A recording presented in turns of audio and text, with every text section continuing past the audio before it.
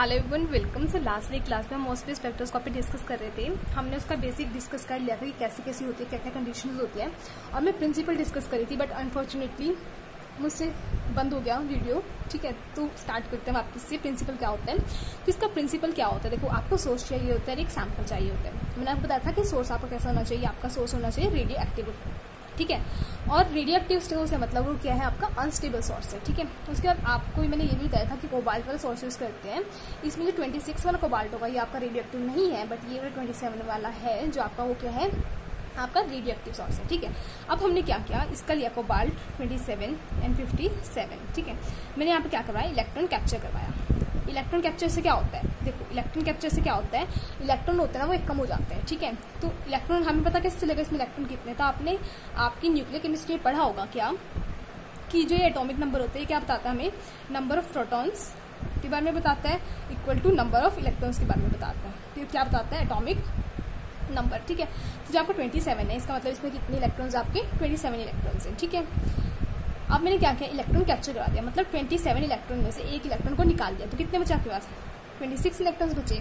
और 26 अगर इलेक्ट्रॉन्स बचे तो मतलब एटॉमिक नंबर 26 हो गया, तो आपका जो मेटल होगा वो चेंज हो जाएगा, कोबाल्ट से क्या हो जाएगा, आयरन हो जाएगा, और यहाँ पे 57 ही रहेगा। ठीक है, अब एक बात ध्यान से सुनना, बहुत इंपॉर्टेंट बात है क्या कि मैंने यहाँ पे क्या यूज किया है, कोबाल्ट 27 जो कि हमारा क्या है, रेडियो एक्टिव है। और मैंने आपको बोला जो भी चीज रेडियो एक्टिव होगी मतलब वो क्या होगी, बहुत ही ज्यादा अनस्टेबल होगी। ठीक है, अनस्टेबल होने से क्या मतलब है कि जो उसकी एनर्जी होगी वो क्या होगी, ज्यादा होगी। अब आपको पता है कोई भी चीज स्टेबल है तो ग्राउंड स्टेट पर रहना पसंद करेगी, और कोई भी चीज अनस्टेबल है तो एक्साइटेड स्टेट पर रहना पसंद करेगी। ठीक है ना, इस बात को तो आप जानते हो, अगर वो अनस्टेबल है तो एक्साइटेड स्टेट में रहेगी।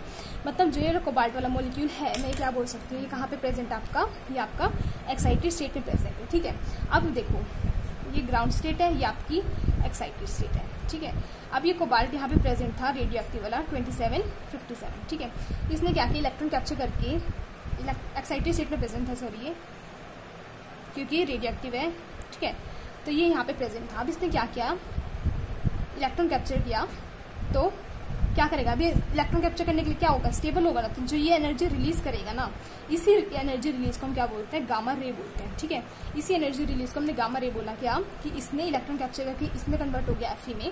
तो जो उसने एनर्जी रेडिएशन लूज की एक्साइटेड स्टेट से ग्राउंड स्टेट में आने के लिए, क्योंकि एक्साइटेड स्टेट में था, रेडियो एक्टिव था, तो ग्राउंड स्टेट में आया तो इसने क्या किया, एनर्जी रिलीज की, तो इसी एनर्जी को हम क्या बोलते हैं, गामा रे बोलते हैं, जो कि यहाँ से एमिट होती है। ठीक है, जो कि इस स्पेक्ट्रोस्कोपी में हम यूज करते हैं। मैंने आपको बताया था ना मॉस्फेट स्पेक्ट्रोस्कोपी में आपको कौन सी यूज होती है, गामा स्पेक्ट्रोस्कोपी। ठीक है, तो ये बात होती है आपकी सोर्स की। बट अगर हम बात करते हैं आपके सैंपल की, तो इन्होंने सैंपल लिया, मैंने आपको बताया था FeS मेनली इन्होंने लिया था, तो उन्होंने क्या लिया था, Fe का सैंपल लिया था। ठीक है, देखो इन्होंने लिया Fe का सैंपल। इन्होंने क्या किया, जो यहाँ से हमारी गामा रे निकली है, यहाँ से इन्होंने ये ऐसे गामा रे आई सैंपल के ऊपर गिरी, ये आपका सैंपल रखा है, यहाँ से क्या आई, गामा रे आई सैंपल के ऊपर गिरी, और ये जो सैंपल था यहाँ पे क्या हो गया, न्यूक्लियर ट्रांजिशन हो गया, ये ग्राउंड स्टेट से कहाँ पहुंच गया, एक्साइटेड स्टेट में पहुंच गया। क्योंकि मैंने आपको बताया था क्या होता है इसमें, न्यूक्लियर ट्रांजिशन होता है, कहाँ से कहाँ तक, ग्राउंड स्टेट से एक्साइटेड स्टेट में। ठीक है, तो गामा रे आई और ये क्या कर गया, न्यूक्लियर ट्रांजिशन हो गया ग्राउंड स्टेट से एक्साइटेड स्टेट में। तो यही फिनोमेना था, जितनी गामा रे आई उन्होंने आई और फिर क्या हो गया, एक्साइटेड स्टेट पहुंच गया, और यहाँ से आपका क्या आ गया, सिग्नल आ गया। ये कहानी तो बड़ी इजी लग रही है सुनने में, तो बड़ी अच्छी लग रही है, बट एक्चुअली में ऐसा ट्रुथ नहीं था। हमने इन्होंने क्या बोला कि जो गामा रे उन्होंने सोचा यही था पहले कि जितनी गामा रे ये कोबाल्ट है जो वो एमिट करेगा, उतनी ही हमारा जो ये सैंपल है ये उतनी ही एनर्जी लेगा। मतलब इसकी मान लो एनर्जी मैंने बोला 10 किलो इलेक्ट्रॉन वोल्ट इसने गामा रे एमिट किया है, जो आपका सोर्स था। ठीक है, सोर्स से आई आपकी गामा रे एमिट होगी इतनी, सैंपल ली आपकी गामा रे और ये एक्साइट हो गया, इसको कितनी लगी, 10 इलेक्ट्रॉन वोल्ट। ठीक है, तब ये दोनों इक्वल हो जाएंगे, मतलब जितनी सोर्स से गामा रे एमिट हो रही है और जितनी इसको चाहिए, तब ये दोनों इक्वल हो जाएंगे। आप उस कंडीशन क्या बोलते हो, रेजोनेंस। ठीक है, इस बात को याद रखना, उस कंडीशन का आप क्या बोलोगे, रेजोनेंस। कब, जब ये जो एमिटेड रे है और ये जो एक्साइट करने के लिए हमें जो एनर्जी चाहिए और जो एमिटेड एनर्जी वो दोनों इक्वल हो जाएंगे, तो मतलब क्या बोल सकते हैं कि क्या है, हमारी रेजोनेंस है। ठीक है, इस कंडीशन को हम क्या बोलते हैं, हमारी रेजोनेंस हो रही है। तो जितनी सिंपल बात लग रही है ये उतनी है नहीं, क्योंकि जितनी एनर्जी यहाँ से आ रही थी ना वो यहाँ पे मिल ही नहीं रही थी। मतलब यहाँ पे 10 जूल निकल रही है मान लो, तो यहाँ पे 10 जूल हमें मिल ही नहीं रही थी और ये एक्साइटेशन नहीं हो रहा था। तो यही पता लगाया किसने, मॉस्फेट सर ने पता लगाया कि ऐसा क्यों हो रहा है। तो देखो इसके 2 रीजन आए आपके, वो 2 रीजन क्या थे आपके, इसके 2 रीजन क्या थे कि जो यहाँ से एनर्जी आ रही है ना, वो एनर्जी क्या हो रही है, लॉस हो जा रही है कहीं ना कहीं। तभी मतलब मान लो मैं यहाँ से 10 जूल एनर्जी दे दी, ठीक है, 10 जूल मान लो मैंने जूल लिख लिया, ठीक है, वैसे बहुत ज़्यादा होती है लेकिन मैं मानने के लिए जूल लिख रही हूँ। मान लो गामा रे 10 जूल की हमारी एनर्जी दे रहा है, लेकिन जो एक्साइटेड करने के लिए एनर्जी चाहिए हमें, वो हमें 12 जूल की चाहिए, ठीक है ना। तो मतलब यहाँ पे तो एनर्जी कम है और यहाँ पे ज़्यादा है, तो मतलब ये दोनों इक्वल नहीं हुए, तो मतलब यहाँ पे ट्रांजिशन नहीं हो पाएगी, ठीक है। अब जो रीज़न था कि यहाँ पे 10 जूल आ रही है, लेकिन यहाँ पे 10 जूल मिल क्यों नहीं रही है इसको, क्योंकि चाहिए तो इसको इतनी थी रेजोनेंस के लिए, ठीक है। अब जो रीज़न आया कि इन्हें क्यों नहीं मिली 10 जूल, तो उसके 2 रीज़न है। क्या, फर्स्ट आता आपका रिकॉइल एनर्जी, कि जो आपकी एनर्जी यूज आ रही थी एमिटेड वाली गामा रे, वो आपकी किस में यूज होगी, रिकॉइल एनर्जी में। अब बात आती है कि रिकॉइल एनर्जी क्या होती है, ठीक है। तो रिकॉइल एनर्जी देखते हैं क्या होती है। देखो, रिकॉइल एनर्जी बिल्कुल वैसी है जैसे आपने फिजिक्स में पढ़ा था, जैसे कि हम गन को शूट करते हैं। देखो, आप गन को शूट कर रहे हैं, तो अगर आप गन को शूट करें तो आपको पीछे थोड़ा एक्सेलरेशन लगता है। आप गन शूट करोगे जैसे ही, तो आप कैसे होगे, ऐसे पीछे हो जाओगे, ठीक है। तो जो वो एनर्जी होती है वो क्या होती है, एक यूजलेस एनर्जी होगी हमारी, क्योंकि वो जो एनर्जी होती है वो तो वेस्ट होगी ना। तो उसी एनर्जी को हम क्या बोलते हैं, उस यूजलेस एनर्जी को हमारी रिकॉइल एनर्जी बोलते हैं। मतलब जो गामा रे से एनर्जी आई, जितनी 10 किलो इलेक्ट्रॉन वोल्ट की मान लो एनर्जी आई, तो जो मान लो 2 किलो इलेक्ट्रॉन वोल्ट की एनर्जी थी वो तो रिकॉइल एनर्जी में चलेगी। तो बचे कितनी हमारे पास, 10 - 2 = 8 इलेक्ट्रॉन वोल्ट। मतलब एक्साइटेशन करने के लिए हमें सिर्फ मिली कितनी, 8 इलेक्ट्रॉन वोल्ट मिली, और हमें चाहिए कितनी थी एक्साइटेशन कराने के लिए, 10 इलेक्ट्रॉन वोल्ट चाहिए थी। मतलब जो यहाँ पे प्रॉब्लम आई थी वो इसी वजह से आई थी कि रिकॉइल एनर्जी को हमें क्या करना है, हम क्या करें कि जो रिकॉइल एनर्जी है ये खत्म हो जाए। तो मॉर्फियर ने बहुत अच्छा किया। देखो, इस टाइम तो हम बोल देंगे कि रिकॉइल एनर्जी कैसे कम कर सकते हैं, बट उस टाइम बोल पाना कि रिकॉइल एनर्जी को कैसे कम करना है बहुत ही ज़्यादा डिफिकल्ट टास्क था, ठीक है। तो उसके लिए मॉस्फेयर सर ने क्या किया, रिकॉइल एनर्जी को कम करने के लिए उन्होंने क्या किया, उन्होंने बोला कि अगर हम जो ये हमारा सैंपल है आयरन का, उसको हम सॉलिड फॉर्म में लेते हैं। अगर ये सॉलिड फॉर्म में लेंगे तो देखो, सॉलिड फॉर्म में लेंगे तो मतलब क्या हो गया, बिग न्यूक्लियस है, टाइड हो गए। अगर यहाँ से हम गामा रे डाल रहे हैं तो देखो ये इसको ज़्यादा धक्का नहीं मार पाएगा, ये वाला मॉलिक्यूल है जो, ये इस वाले मॉलिक्यूल को ज़्यादा धक्का नहीं मार पाएगा। अगर ये गैसेस होते, देखो ऐसे होते हैं, ठीक है, और यहाँ से गामा रे आई, इसके ऊपर गिरी, तो ये वाला रिकॉइल एनर्जी की वजह से कहाँ पे चला गया, यहाँ पे चला गया। तो इसकी एनर्जी थी वो यहाँ तक जाने में जो यूज हुई है वो क्या होगी, हमारी रिकॉइल एनर्जी होगी। मतलब वो एनर्जी होगी जो कि हमारी वेस्टेज एनर्जी होगी, ठीक है। तो उन्होंने क्या किया, रिकॉइल एनर्जी को कम करने के लिए जो हमारा सैंपल था उसको किस में ले लिया, सॉलिड स्टेट में ले लिया, फर्स्ट कंडीशन, ठीक है।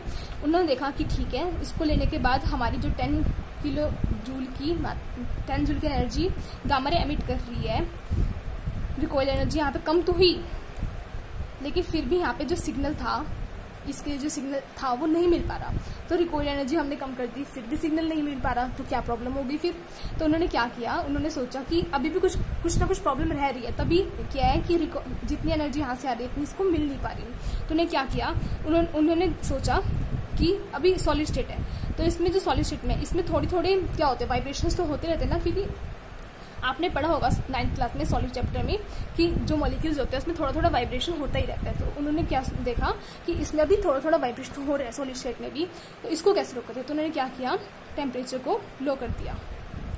तो टेम्परेचर लो करने से क्या हो गया, वाइब्रेशंस कम होगी। अब तो आप बोल सकते हैं कि मैम अगर हमें वाइब्रेशन को कम करना है तो आप टेम्परेचर को लो कर दो, लेकिन उस टाइम पे बोल पाना बहुत बड़ी बात थी। तो इसीलिए उनको क्या मिला था, नोबेल प्राइज मिला था।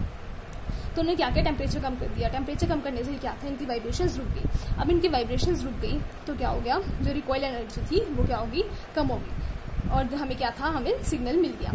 बट जो सिग्नल की इंटेंसिटी थी वो क्या आई थी, अभी भी लो आ रही थी। तो उन्होंने देखा कि मैंने इतना कुछ कर दिया, रिकॉइल एनर्जी कम कर दिया, पहले सॉलिड स्टेट में चेंज करवाया, फिर उसका टेम्परेचर लो कर दिया, फिर भी जो हमारी इंटेंसिटी है सिग्नल की वो लो क्यों आ रही है। तो वहाँ पे जो सेकंड रीजन आता है वो किसका आता है, आपका डॉपलर इफेक्ट का आता है, ठीक है। टेम्परेचर लो कैसे करवाया, उन्होंने liquid helium and liquid dinitrogen gas को यूज करके उन्होंने टेम्परेचर कम करवा दिया था, ठीक है। अब हम देखते हैं डॉपलर इफेक्ट क्या होता है। देखो, डॉपलर इफेक्ट समझना बहुत ही ज्यादा सिंपल है। सपोज करो मैं आपको पढ़ा रही हूँ, ठीक है, आपने फोन चलाया हुआ है और आप मान लो इस रूम में बैठे हो, आपने यहाँ पे फोन रखा हुआ है, ठीक है। आप उठ के अपने दूसरे रूम में चले गए, मान लो आप यहाँ ये हो, आप उठ के दूसरे रूम में चले गए, ठीक है। अब आपको मेरी वॉइस क्या आ रही है, फोन में से थोड़ी कम आ रही है। फिर आप किसी और रूम में चले गए, मान लो यहाँ पे एक रूम है उसमें चले गए, अब आपको क्या आ रही है, मेरी वॉइस और भी ज्यादा कम आ रही है। तो जैसे जैसे आप अपना डिस्टेंस बढ़ाते जाओगे इस फोन से, तो आप मेरी वॉइस कैसे कैसे होती जाएगी, उसकी फ्रिक्वेंसी क्या होती जाएगी, कम होती जाएगी। तो ये हमारा डॉपलर इफेक्ट था। उन्होंने क्या बोला कि जो हमारा सोर्स है ना उसको हम मूवेबल बनाए, हमारे सोर्स को अगर हम मूवेबल बनाते हैं तो क्या हो जाएगी, हमारी इंटेंसिटी इंक्रीज हो जाएगी। तो उन्होंने क्या किया, फॉर एग्जाम्पल देखो, मैं एग्जाम्पल के थ्रू बताती हूँ। देखो ये आपकी क्या है, एम्बुलेंस है, ठीक है, आपकी एम्बुलेंस है, ये आपका सोर्स लगा दो, ठीक है। यहाँ पे आपको क्या रखा है, सैंपल रखा है। अगर आप इस एम्बुलेंस को इस साइड लेके जाओगे, मतलब इसके पास लेके जाओगे, तो आपकी जो फ्रीक्वेंसी है वो इंक्रीज हो जाएगी। देखो एम्बुलेंस की आवाज़ ज़्यादा आएगी, तो यहाँ पे जाओगे आप इसके पास, मान लो आप हो रही है, इसके पास आओगे तो आपको इसकी आवाज़ ज़्यादा आएगी, और दूर जाओगे तो नेगेटिव हो जाएगी, मतलब आपको इसकी आवाज़ कम कम होनी स्टार्ट हो जाएगी। तो सिमिलरली इस केस में होता है, जो आपका सैंपल होता है उसके पास आएगा अगर सोर्स, तो उसकी जो फ्रीक्वेंसी वो इंक्रीज हो जाएगी, अगर दूर जाएगा तो उसकी फ्रीक्वेंसी क्या हो जाएगी, डिक्रीज हो जाएगी। तो उन्होंने देखा डॉपलर इफेक्ट, तो उन्होंने क्या किया, जो हमारा सोर्स था उसको मूवेबल बना दिया। हम अब अपनी सुविधा के अनुसार कैसे कर सकते हैं, इसको आगे भी कर सकते हैं, इसको पीछे भी कर सकते हैं, जितनी इंटेंसिटी हमें चाहिए होती है। तो यही था इसका क्या प्रिंसिपल मोस्टली स्पेक्ट्रोस्कोपी का। आई होप आप इसको प्रिंसिपल समझ आ गया होगा, और कुछ डाउट है तो मुझसे कमेंट सेक्शन में पूछ लेना। Thank you so much for watching.